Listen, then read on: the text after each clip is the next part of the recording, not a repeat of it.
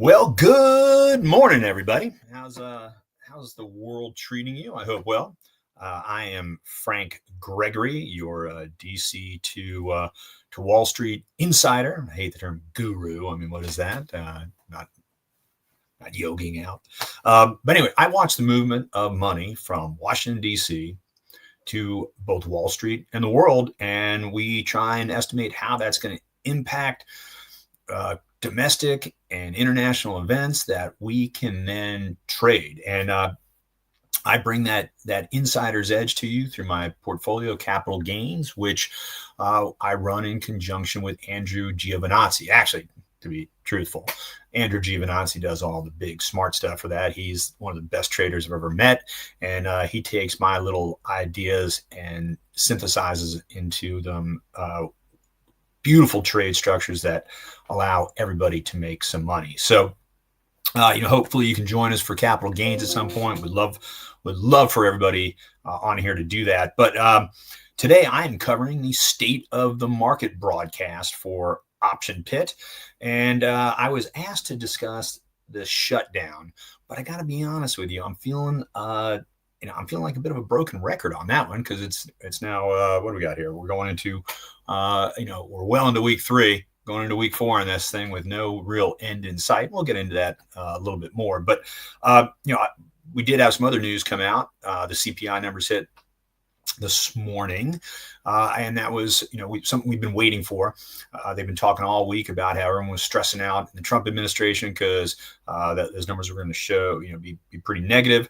While not great, it came in at 3% year over year. 3.1 was what people were thinking about. So a little bit better than anticipated, but certainly certainly up. We haven't seen a 3 since the Biden administration, and that's going to have people a little concerned, but certainly this morning so far the futures didn't seem to be rocked by that too much, and the month over month came in a little bit lower as well. So all around pretty decent stuff. But anyway, onto the shutdown. We are now 20 what's the date today? Yeah, 24 days in to what they affectionately call a funding lapse in D.C., but it is in fact the shutdown that occurred after Congress failed to pass an appropriations bill for the new year, or to get a continuing resolution in place that would have locked in prior spending for a time period. House Republicans did pass this week a clean continuing resolution that would have kept spending at current levels, but Democrats objected to it and shot it down because it did not include an extension of key healthcare subsidies under the Affordable Care Act and other policy issues. So the Democrats were not happy about that, and they put the kibosh on it. Anyway, but now the Senate has failed 12 times now to advance House measures, and there has been no formal resolution or compromise, and both sides remain at an impasse, which is just an absolutely great time, for everyone on board. So where do we go from here? Well, we're still working on it. The House is in recess, and nothing big's coming out of there. And Senate leadership has signaled no new plan or breakthrough. So we're still a deadlock, and that's creating some dual strategies discussions in Wall Street. Republicans are reportedly considering whether to change the filibuster rules to reduce the 60 vote threshold, or pursue what they're calling a Plan B, which I'm still getting some details on. And the Democrats are continuing to insist that reopening the government can only be paired with policy discussions, especially when it comes to healthcare subsidies. And that's really the crux of why no resolution has been reached. Republicans want to pass a clean continuing resolution to fund the government and debate policy later. Democrats want to debate policy now and make that part of the bill. They're afraid they're going to somehow get rooked in the end, particularly on welfare and protections, food subsidy protections, etc. So on both sides, party discipline is high.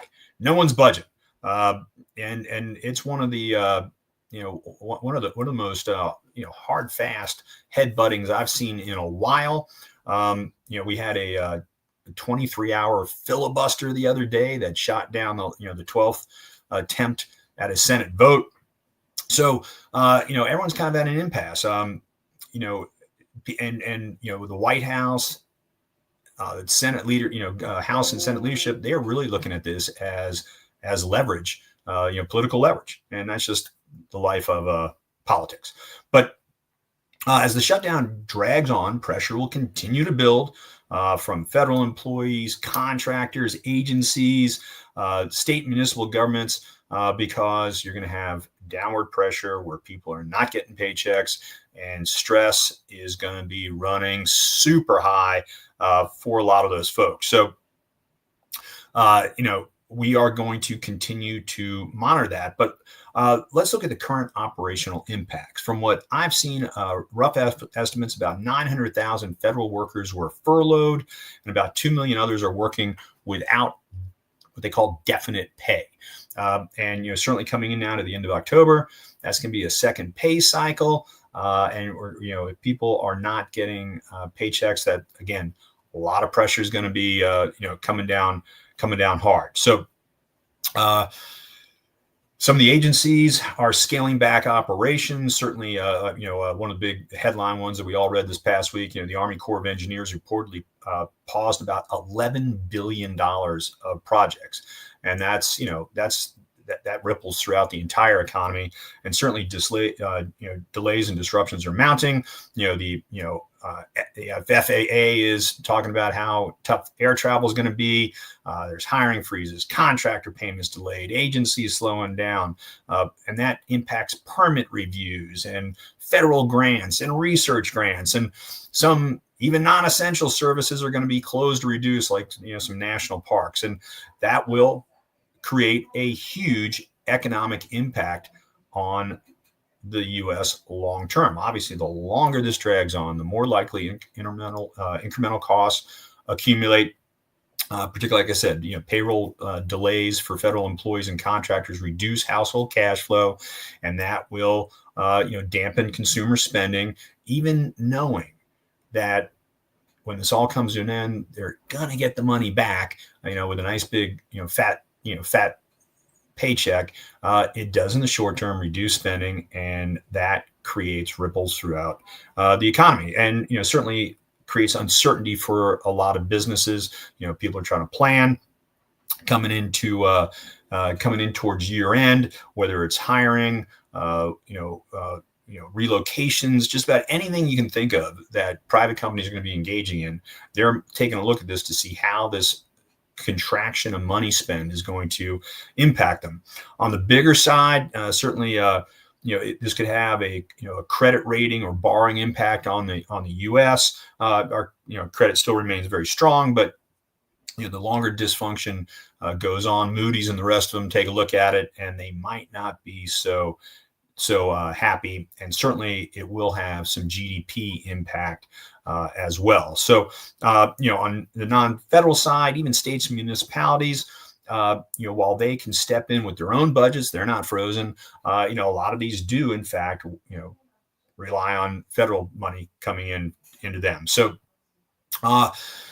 domestically, we're in a tight position right now, and that will have an impact on the markets. Internationally, certainly, these kind of slowdowns and this, unsurety from the U.S. is going to have potential import-export implications. It could slow down, flows into and out of the country because of, customs lockups, inspections, import-export controls, that, and even maritime Coast Guard functions that are going to be either slowed or halted as this goes on. Certainly, foreign direct investment by the U.S. government is at risk. Things are locked in at the moment, but protracted shutdown could raise concerns that that other countries are not going to be able to rely on money from the U.S. government, and do they start looking elsewhere to prop up their coffers? The big one for everybody on this call that we're always talking about are supply chain disruptions, right?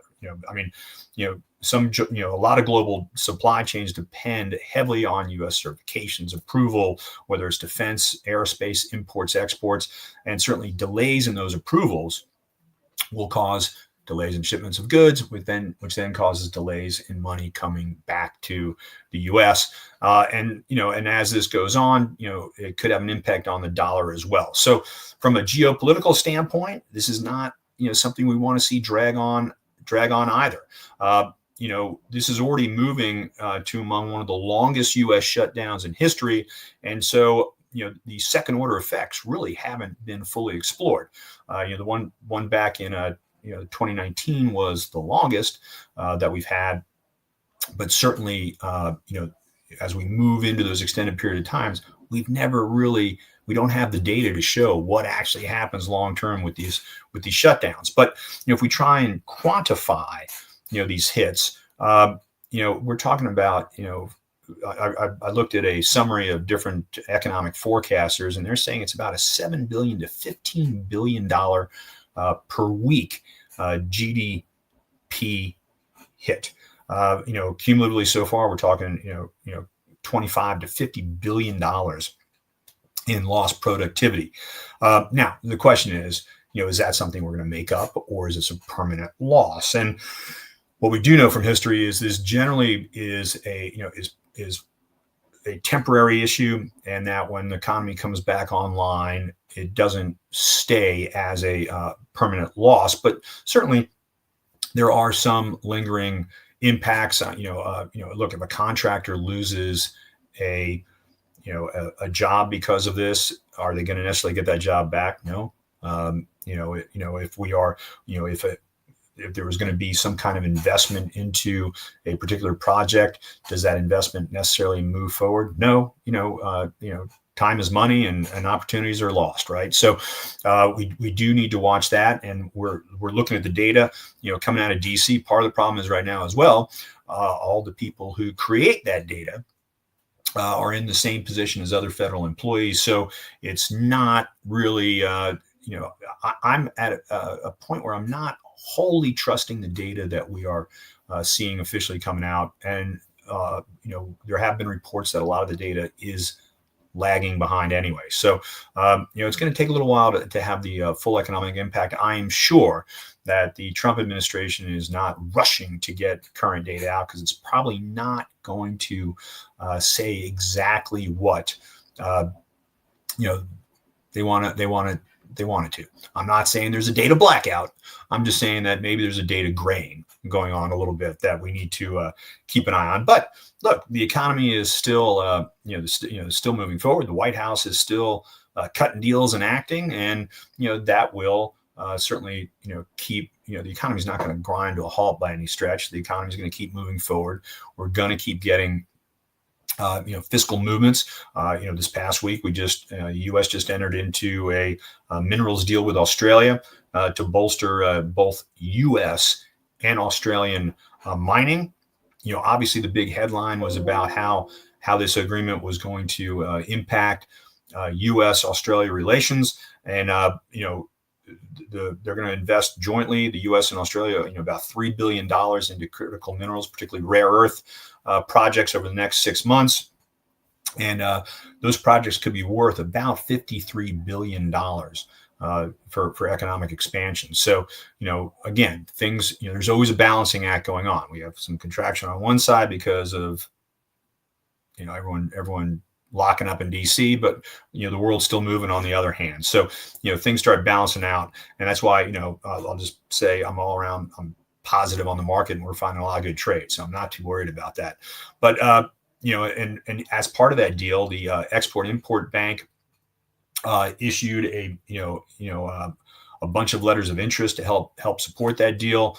The DoD will invest money into some of these deals as well, because these minerals are so critical for DoD products, particularly aerospace, defense, drones, missiles, everything coming out. So this is a pretty broad framework that occurred, and it's certainly going to have an impact in the U.S. because as part of that, what you're going to see is the U.S.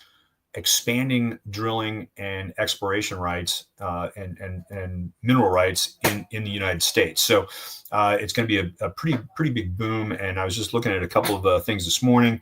Certainly we're going to get some very solid mining contracts for lithium. There's some pipeline deals that are going to be greenlit now that were on hold for a while. So for the U.S., this could have a pretty good movement. Obviously, there's always there's a flip side to every good story. So you're still going to have a lot of people screaming and yelling that mining is bad for the environment and that we shouldn't do it. So you're still going to have some of that pushback, but there's a pretty good tailwind to try and really open up some domestic opportunities. So, for instance, the Ambler Road project in Alaska, which was has been touched on by this administration before, that looks like it's going to get greenlit.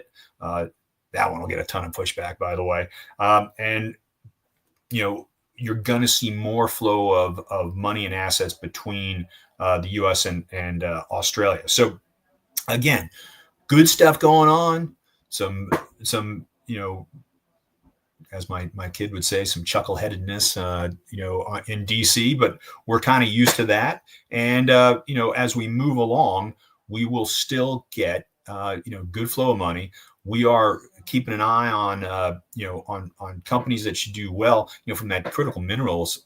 Like I'm not going to throw any stocks out there because I don't have my ace trader with me, but I'm definitely keeping an eye on companies like Lynas that are really have their foothold in Australia, and a deal like this because they are global will help them as they grow their footprint in the U.S. mining market. So again, lots of great opportunities, lots of good stuff happening, and from folks here at Option Pit and Capital Gains, we are always looking for some good opportunities. So I'm taking a look at the chat here, see if we got any questions. Well, obviously, the big one is how many more days until this one is longest. I think the other one was 31. So we got about a week left until that crosses into longest in history. And I've got Mark from Texas. Canadian maple syrup tastes great. Not sure what that's about, but certainly Trump loves to break records, right? And even if they're his own. But let's anybody got any questions? I'd love to love to hear what you have to say. I'm not good at this whole chat thing. I apologize. How do I feel about the destruction of the White House, which should have been okayed by someone? If you actually look, there's a great graphic going around about what exactly has been taken down, and it's about like 2% of the actual White House. And it's an area that wasn't really being used for much else. And keep in mind, this construction will probably be going on long after Trump is out of office, and it'll be an area where it's my understanding that there was just no real area for solid entertainment at the White House in a large room format, and this will allow that. I'm not here to say it's the right or wrong thing, but it's not the first time that modifications have been done to the people's home during presidencies.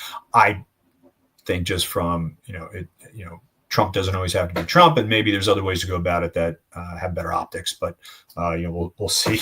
We'll see how it turns out. But if you really look at it, from a bird's eye view of what's being torn down, that picture they always show is from the side. It looks like the entire White House is being taken down. It's not. It's actually a little tiny sliver. So, and it's just being revamped. What I've seen is probably it's going to look. They're not building a giant Death Star looking thing over there. So anyway, looking at some other questions here. Thoughts on the Supreme Court and the tariff ruling. Look,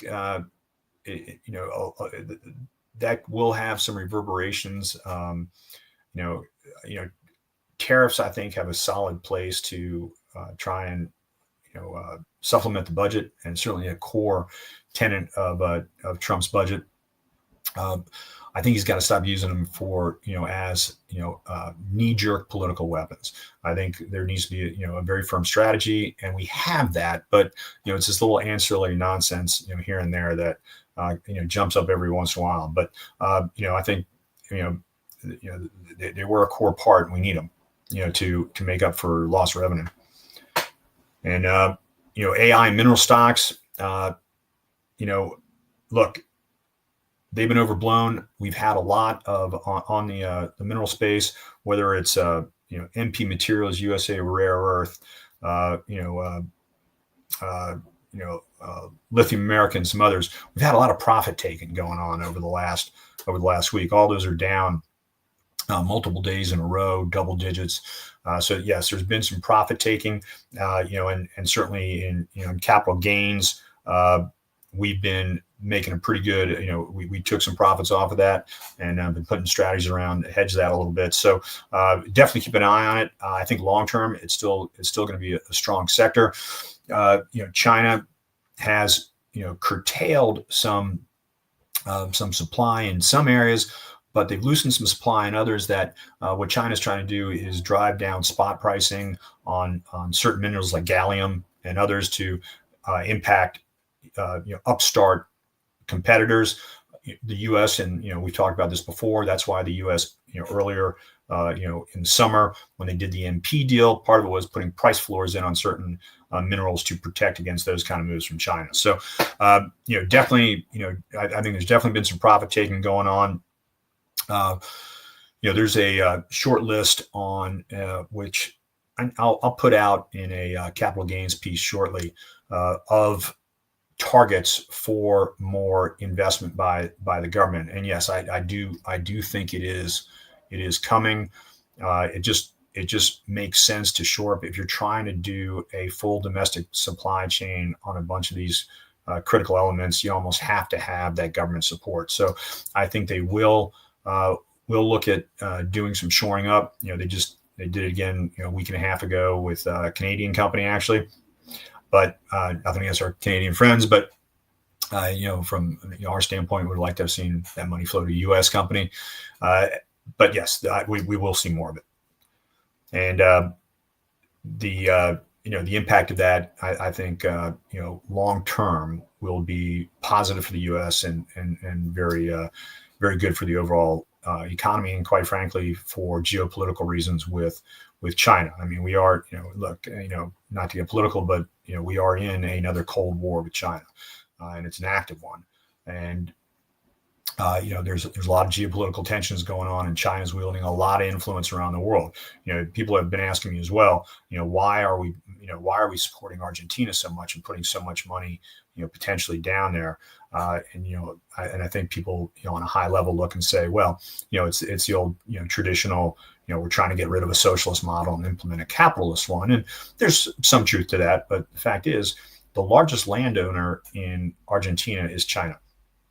And China is making a huge push up that continent. And we are trying to put the stops on that a little bit. And we need the support of the Malay government in order to start wresting some of that control that China has in that country and in that continent away. So, there's a lot of geopolitical issues going on there, and we're going to continue to have that support and impact, and again, helping our supply chains. A lot of, there's also a lot of critical minerals down in that part of the world that we probably want to have ourselves and not have China control. So there is lots going on in the world, lots to be excited about. Best way you can work with us on that is to join Andrew and me for capital gains. We put out newsletters highlighting what we like to do. We also every Tuesday we do a live trading show on the different ideas that we've got. And I would love for everybody to come in and join us. So I got to jump here in a few minutes. So it's great talking to you. I love doing this, and hit out Option Pit with any questions you have. We'll try and get them answered, and let's trade together. Take care, everybody.